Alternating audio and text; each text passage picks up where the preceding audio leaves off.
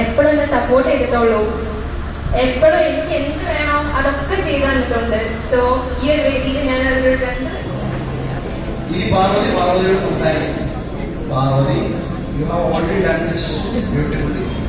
ഇത് എല്ലാവരും എന്നെ നോക്കി അത്ഭുതപ്പെട്ടിരിക്കാം. So you are doing it അത് വേണമെങ്കിൽ അവരുടെ ഇഷ്ടമനുസരിച്ച് നമ്മൾ അവരെ കൺട്രോൾ ചെയ്യാൻ നോക്കും. പക്ഷെ വീട്ടിൽ ഞാനും ഭാര്യയും കിടന്നു നോക്കണം. We don't use TV. പിന്നെ ഞാൻ നോക്കി ഇപ്പോ we don't have time spend. TV കാണാൻ ചെലവഴിക്കാൻ സമയമില്ല. നമുക്ക് ഒരുമിച്ച് ഇരിക്കാൻ ഒരുപാട് പാരന്റ്സിന്റെ ഒരാളാണ്.